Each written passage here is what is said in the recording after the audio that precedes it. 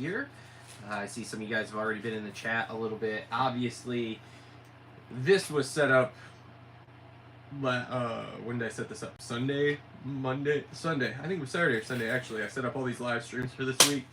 Obviously, our topic for today doesn't necessarily apply quite as much anymore. We can still do a little bench racing about it, but this is going to not be quite as awesome as I was hoping with the breaking news from last night. We'll go over all that here. Before we kind of jump into all this, I'll give you guys do a little bench racing about it. Give you guys a little time to jump in here. Thanks everybody for tuning in live at lunch number 9 here. And yeah, before we get started, again, if any of you guys, which I see Vince is in here, Vince Howard, you are a member, which is awesome. We have our first ever members only live stream tonight, Thirsty Thursday, where I will be sitting down with a couple of tasty beverages and talking with you guys about anything you want to. Again, that's members only. You gotta join the B-Class Bench Racers. I think there's like 13 of you now, so that'll be awesome, and I can't wait to kind of conversate with you guys tonight and see what you guys want me to talk about. So, because I know I talk a lot of moto here, we get a little bit outside that realm as far as things go with some of the comments made during the main show and stuff. But I know for the most part we stick pretty hard to moto here. So anyway, also as I've been kind of showing off all week, we're in the TLR Coatings studios at TLR Coatings. And again, if you guys are tradesmen and use a utility knife, we have these custom coated Milwaukee fastbacks here. They are actually available on the website, so check out tlrcoatings.com and hit that shop tab. You can go right on there and order them now, and yeah, we'll get them shipped out to you. These things are flying off the shelves like hotcakes. It's actually unreal how many people want these things. But yeah, we have that option available there. Or if you need any custom powder coating, you can always ship us your parts, stop in and drop your parts off, whatever. If you're in the area, we can get stuff coated for you. So let everybody kind of jump in here. Patty, you're in here. See, hey, what's up, bud? See y'all tonight, all the members tonight. Again, join the members area Thirsty Thursday, first members live stream that we're doing here this week coming up. Now, as it's kind of been as it's kind of been talked about here in the comments here, a lot of you guys are talking about this, and I understand. Obviously, Forkner's not going West Coast anymore. Swole got injured. We'll talk about that. So Forkner is no longer going west. So this epic Forkner-Deegan battle that we were hoping to see here kind of all through the entire West Coast swing, we're not going to get that now. So we can talk about it in the sense of East-West shootouts here, which I think will be fun. And what we kind of think Forkner will do going forward here, but we're just not going to get that level of epicness that we were hoping to get. So for anybody who hasn't, which again I see there's plenty of you on here that have, yeah, Jalik tore his Achilles yesterday or this week at some point, I don't know. At some point here in the not too distant past, Jalik tore his Achilles. He will no longer be riding East Coast. Hopefully he has a speedy recovery. Because I feel like he was having a really solid couple of years here and getting his traction going for being able to be a really, really solid rider. But anyway, so yeah, so no Supercross for Jalik here. They pulled Forkner off West Coast and put him onto East Coast and moved Styles Robertson over to West Coast. So, which is strange because there was a lot of talk, especially in the group chat with me and Justin and Cole last night, about how we all kind of thought that, you know, Forkner should have been East Coast anyway. You know, he's coming back from the brain surgery. He's on a new bike. Like, he just, we all felt he needed more time. And who knows, maybe he wanted to go out and actually try to run with Deegan. Maybe that was his thing, but not really sure there. But we will still see them in the East-West showdowns. And ironically this year, Indianapolis, which is a race I'm booked to go to, is an East-West showdown, which makes things just super great because now I get to see East Coast and West Coast 250 guys, which is awesome because I don't always get to do that. I did for several years there because we would go out to the West Coast. I don't really do that as much anymore. So anyway, but just a couple fun facts here, because I was looking this up, doing some research for the video, right? So I looked up Forkner's results here, and I was just looking at strictly wins, overalls in motocross, supercross wins, any sort of SMX, which Forkner's been hurt, so he doesn't really have any SMX results. You go to supercross, though, Forkner has 13 supercross wins, 1 outdoor motocross win. So absolutely crazy lopsided stat there, which is why when he comes into race outdoors, everybody's kind of like, he's going to do so great. It's like, he's not an outdoor guy. Like, I'm sorry, Fork is just not I love Fork. He's not an outdoor guy. Anyway, and then you go to Deegan's stats, and Deegan's got 3 supercross wins, 7 motocross overalls, and 3 SMX wins there. So overall, they're kind of in that same boat. Forkner has 14 wins essentially throughout his career, and Deegan has 13 so far. And I know Deegan's career much younger, much less, didn't have to scroll as far to get to the end, to get to the beginning of his career here to see what his stats really were. So yeah, so he's, I mean, Deegan was the overall favorite no matter what. Even in planning this and to talk about this, Deegan was the guy that, you know, everybody's going to be chasing here. But the interesting thing is that Forkner is so decorated with supercross wins. It's like, man, if he can get the bike situated underneath him, if he can get, you know, everything in shape, ready to rock and roll, he stands a chance to challenge, at least at certain races, the D's. Now, with it being Indy being an East-West, and I believe that's the first East-West, I think he actually does stand a chance to challenge Deegan. And here we go. All the Deegan people are going to come now. But I think that Forkner stands a really, really good chance. You go back to last year, and you go to Detroit, and you even go to that Arlington race before he hit the deck.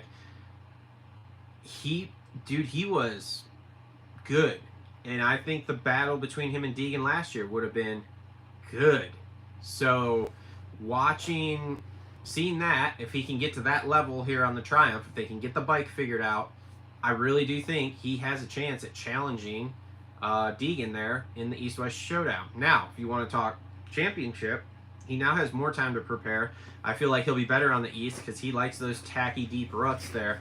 I think that he now is you have to look at him as a legitimate title contender to battle Vial in his title defense for 250 East Coast. You just have to. You just have to. You know, and we're all sitting here hoping and praying he doesn't hit the deck like he did last year, because that was scary. And if he doesn't, I mean, this guy is the guy. He's gone down and battled. I mean, he battled Sexton, he battled Osborne for those titles that they won. That's how long he's been in this class, and he's just been hurt and not been able to continue going like he should have, you know. So yeah, so I think that you now have to look at Forkner as a complete and total title person that can challenge for that in the East especially. And like I said, I think if it goes well there at the beginning of that East region there, I think then he could actually come out in the, I think he's a guy you have to talk about in the East-West Showdowns too for the possibility of winning those. So we'll have to see how it goes, but that's my thought on it. So let's jump into the chat here. There are tons of you guys in the chat here. Cole Davies, Eric says Cole Davies and Mosman on West. Yep, 100%. Which I'm interested to see. Anybody else interested in how Cole Davies does? I think he might be towards the back of the factory guys, in my opinion. You know, there's been a few rumors he's ripping at the test track. That happens all the time. Try not to read too much into that, but, you know, we'll just have to wait and see. But I am interested. He is something I will keep my eye on here for the next, or for A1 here. Joe, total bummer. Travis, Swole, hurt. No Forkner in the West. Yeah, Brad Hill, yo. Yo, what's up, Brad Hill? Kind of happy for Forkner. I'll be rooting for Austin to beat Frenchie. Yeah, that's what I think a lot of people will be. I think Forkner may win the East, says Sam. Yep, healthy and normal. Forkner is fast as fuck, says Bugsby. Yep, absolutely. I mean, we saw that last year. Again, you go back to Detroit, you go back to Arlington before he hit the deck. That dude was on fire last year. Like, that was some of the best Austin Forkner we've seen in years. I agree he can win. This is cool for him. Cool for Triumph. I think he'll get hurt again before he beats Deegan. Look, man, he could, but I'm literally like praying that he doesn't get hurt again. Like that. I say he's a kid. He's a full blown man now. You know, he's in his mid-20s. But I'm super hopeful that he does not actually get hurt again, because like he just doesn't need any more of that negativity in his life. Vince says Forkner's fast. He's got to finish the season first. Agreed. Eric says just needs to make it through a series. Agreed. Did you see Deegan may move to 450 early 2026 SX due to them not wanting to deal with the 250 bike rule changes that come next year? Yes, I did, and I actually kind of have an idea of what's going on with that in case anybody doesn't, so we'll talk about that here in a second. And Sketchy says I want to see Fork race Deegan, but he has a great shot at the East Championship. Again, agreed there.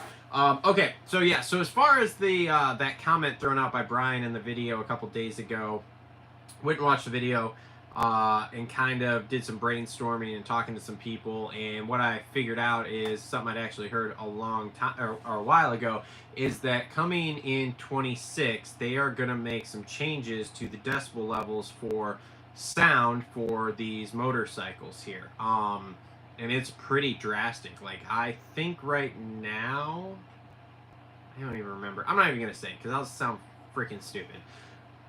It's a drastic difference that they're trying to quiet these motorcycles up by. And so what's going to happen here is that basically is going to cause restriction, essentially. And one of the big teams that keeps getting screwed over with sound because of the way the motor's built and everything is Star Yamaha. If you pay attention last year, I even brought this up. We talked about it. I believe I have a video about them. They keep failing sound. They have to go with multiple mufflers. They still fail sound. It's the way that engine is, because of how it comes out of the back of the motor instead of the front of the motor, for the way that bike works.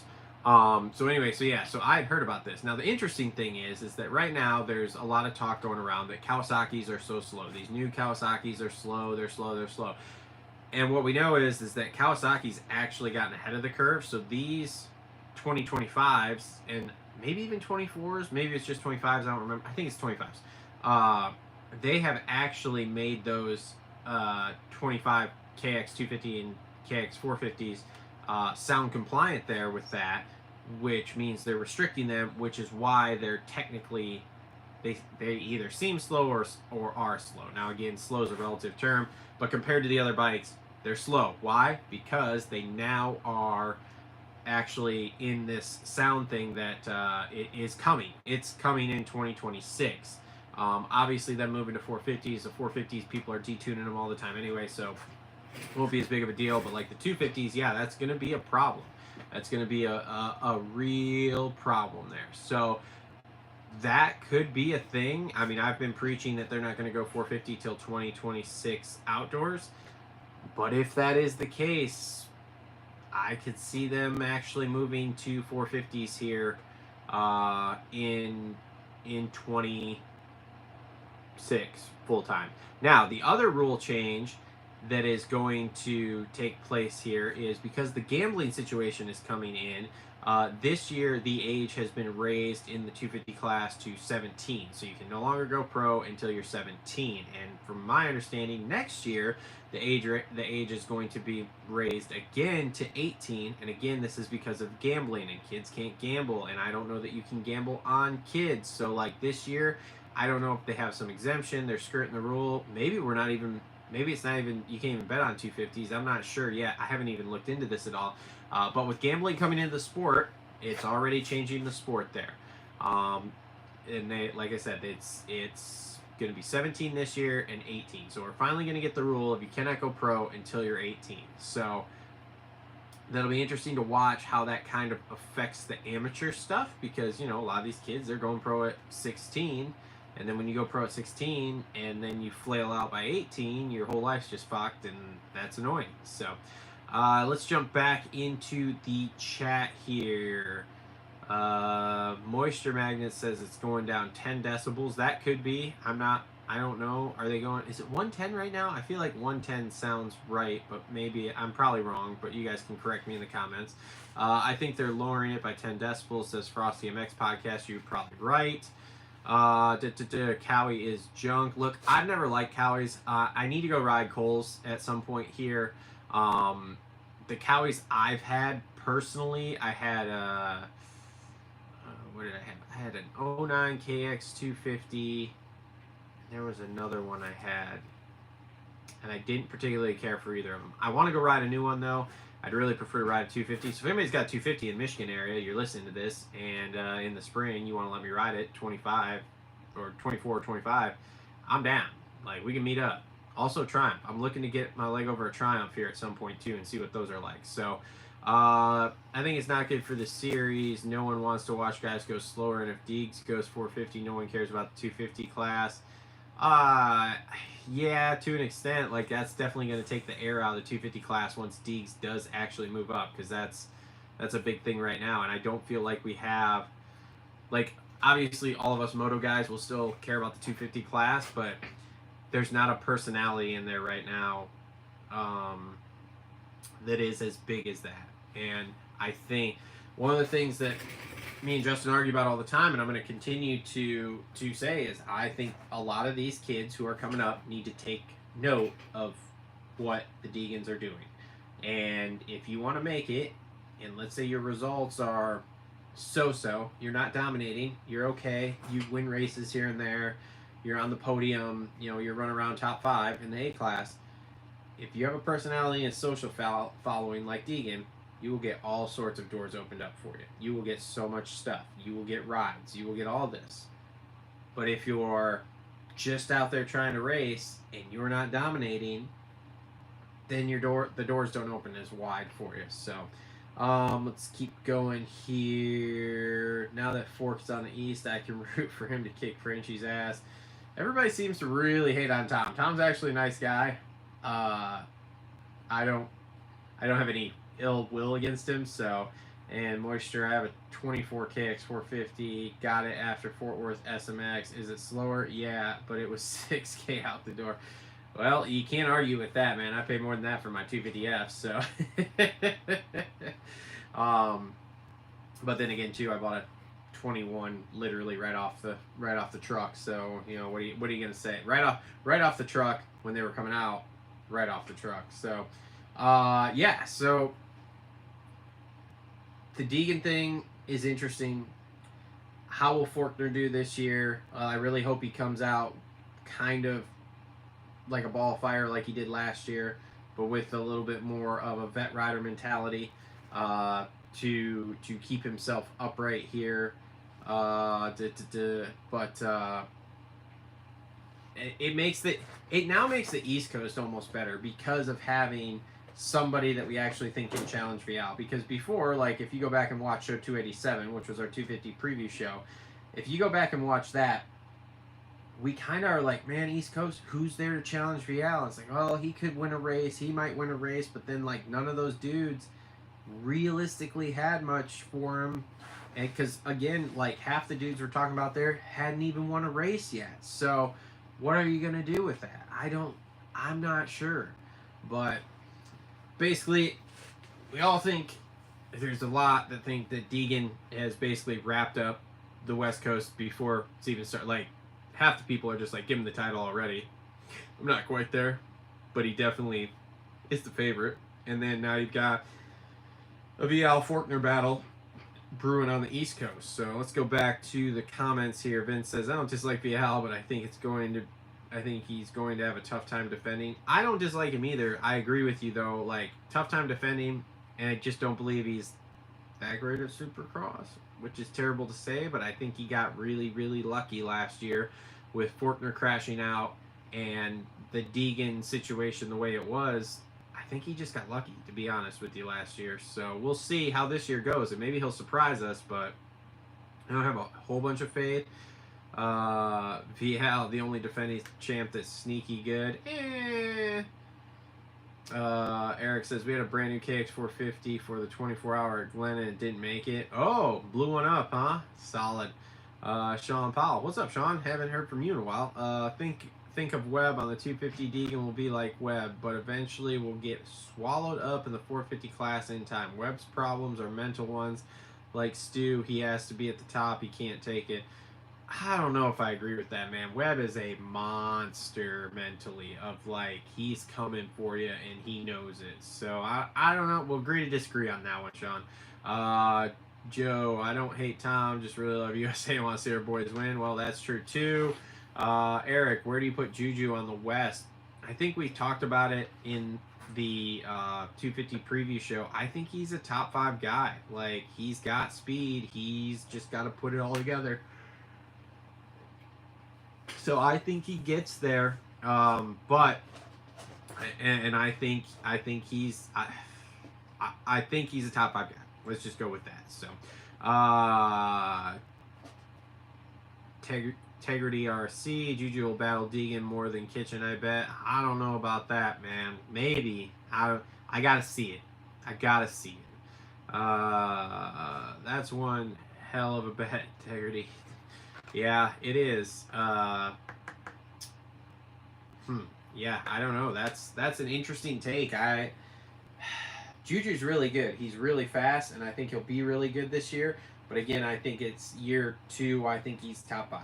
So, again, if you guys haven't joined the members area yet, make sure to join. $5 a month. You guys get to jump on the Thirsty Thursday members live stream, which is happening tonight, 9 p.m. Eastern. You then can watch us record the show Sunday, 6 p.m. Eastern.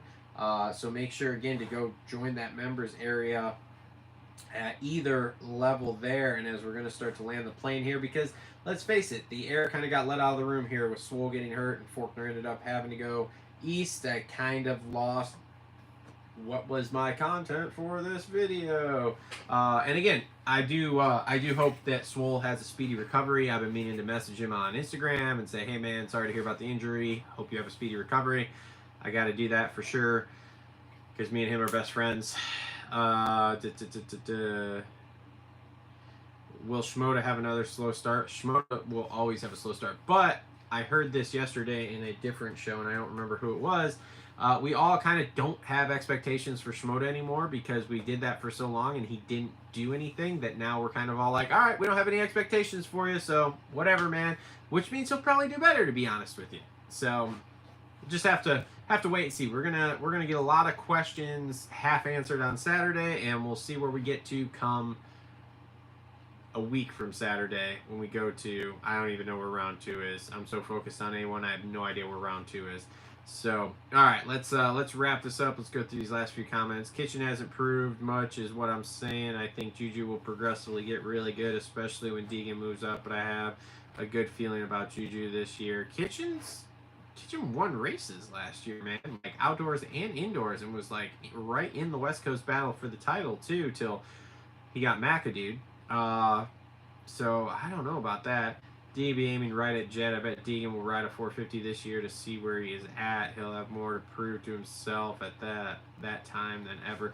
I don't know that he'll ride a 450 this year because he's gonna try. I think his goal is gonna be to win all 3 of these titles, and if he's leading the Supercross title, there's 0 chance they let him ride a 450 on the East Coast. So let's see here, Joe. Dude, something is up with Shimoda lately. He has looked incredibly unsure about everything and every question he has been asked lately. Okay, so here's a little just tinfoil hat thing with Shimoda. So the last year on Pro Circuit with Shimoda, he had 2 bikes seize on him off the faces of jumps, and that's what caused him to get hurt that year and break that collarbone. So it would not surprise me if he is actually like mentally fucked up from that and cannot trust any motorcycle anymore. So that wouldn't surprise me, because I know once I had 1 bike seize on me, it would be all over. So we'll just have to wait and see. Like I said, I don't feel like there's any expectations on Shimoda coming from anybody this year, so he should be okay. Heard Deegan will be on a 450 at Daytona. It would shock me. Well, it wouldn't. It would, but it wouldn't. I don't know. We'll see. Maybe. Where'd you hear that from? I'd like to see him race 450s on a 250 at Daytona. Just want to see it. I don't think he'll race 450 class on 250. He will get a 450. I was at St. Louis, kind of shocked at how good Kitchen was. He smoked everyone. Yeah, Kitchen is a good rider. He just needs to figure out how to go through the pack. So, all right, everybody. Well, I guess going once, going twice here on any comments that you guys want to make that we can talk about here. I want to thank y'all for tuning in to all these lives at lunch here. I don't know how many of these. I don't know going forward here. This is kind of the A1 hype week. Again, don't forget there will be 2 videos coming out here between now and tomorrow. There will be press day stuff, and then where I'll talk about everything I see on press day, and then we will do a what's it called? 3 things I'm watching for at A1, and then don't forget Saturday we have a live stream Saturday for second qualifying, which I assume is gonna be. So the race comes on at 8, which means it'll be over at 4. So I assume that's gonna be like 3-ish. I don't know, something like that. We'll see. Yeah, so something like that, because we usually have 2 hours, which would be done at 6. Starts at 2:30. Boom, boom. Oh, so maybe more like 5. Maybe like 5 o'clock-ish. We'll have a live stream roughly. Keep an eye on it. I'll look up the schedule and get it scheduled here for a live stream for qualifying there on Saturday.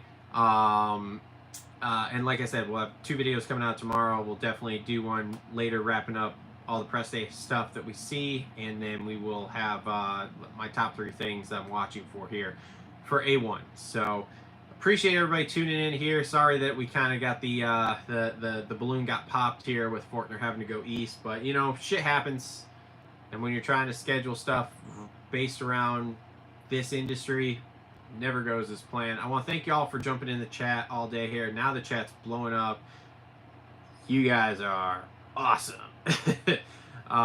So yeah, so I appreciate it. Join the members area again, because like I said, I'm going to be on from 9 to 10 Eastern tonight for the members there, talking whatever you guys want to talk. Moto, conspiracies, education, financials, marriage, divorce, I don't care. We'll talk anything, man. We can talk whatever you guys want to. So thanks everybody for tuning in. Been a great week here. We will see you guys on the next one.